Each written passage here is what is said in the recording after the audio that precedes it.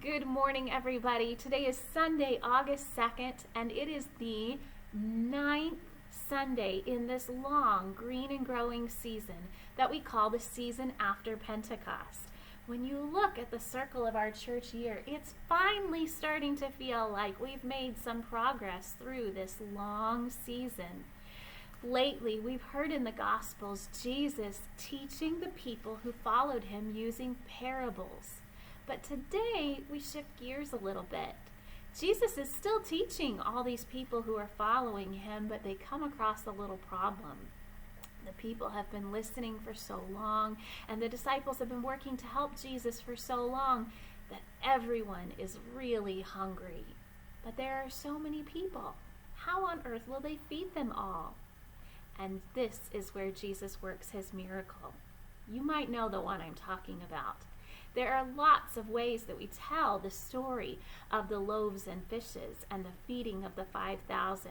But one of my favorites is in this really kind of old book called The Boy Who Gave His Lunch Away. This story comes to us from Concordia Publishing House. Joel lived a happy life down by Lake Galilee. We have a farm, he liked to say, for Mom and Dad and me. His dad grew barley, oats, and wheat for making rolls and bread. What we don't eat, we give away, was what he always said.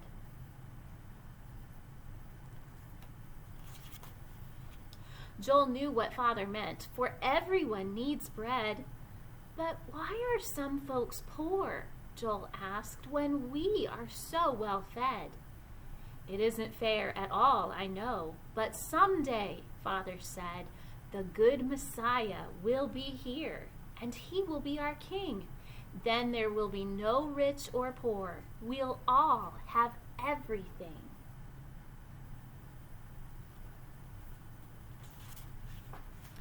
So Joel helped his folks at work. He rose each day at 4 and washed the pots and scrubbed the pans and swept and mopped the floor. He helped his dad fill up the bags of bread to give to the poor.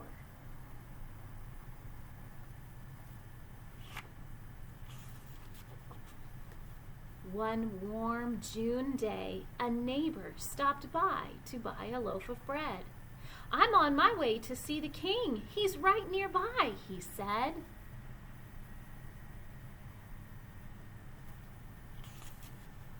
A king? Said Joel. Right nearby? You must be fooling me. But the stranger shook his head. I'm not.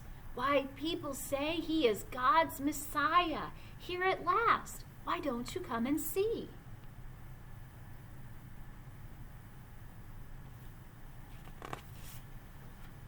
Is this the man named Jesus, sir? Asked Father with a smile. Because if so, my son can go and see him for a while. The very man, the neighbor cried. You've heard of him, I see. I've heard he's kind and loves the Lord. That's good enough for me.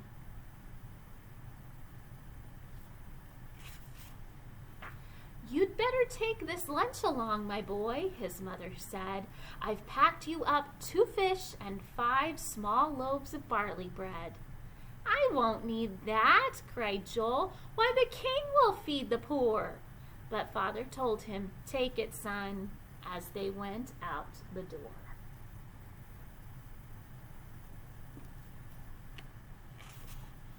So up the road, with lunch in hand, the two went with a smile. They soon came to a noisy crowd stretched out for half a mile. He must be near. We'll see the king in just a little while.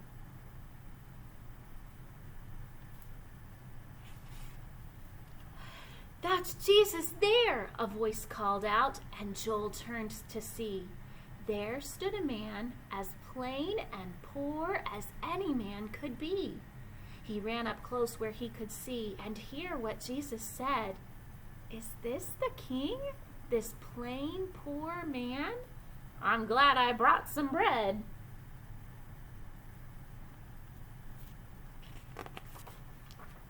Then Jesus spoke. His voice was strong. Bring all the sick to me." And Joel stared as lame folks walked and blind men cried, "I see." As Joel watched, he saw the sick made whole and well and strong. "Our King, our King!" a shout rose up from all who came along.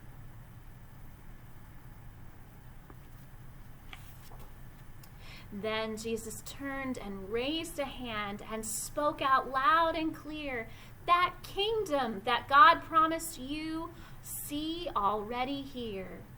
The kingdom the Messiah brings is full of love and joy. It's like a happy dinner that a king gives for his boy."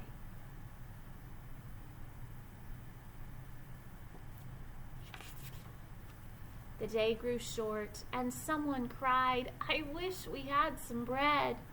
A man beside the teacher spoke, "How will these folks be fed?"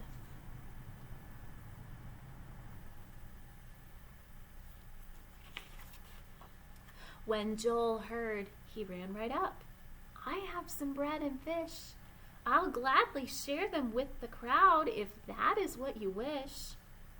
5 loaves, 2 fish, for all this mob?"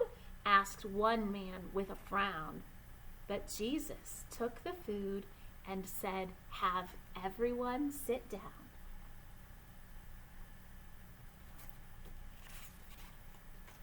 "We thank you, Father," Jesus prayed as he blessed and broke the bread. Then his disciples passed it out till all the crowd was fed.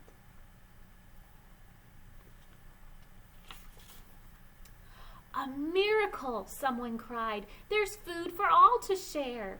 The helpers even gathered up 12 baskets full to spare.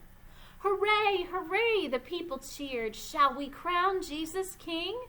He'll always give us what we need, and we'll have everything." But Jesus turned and hurried off. He wanted no such thing.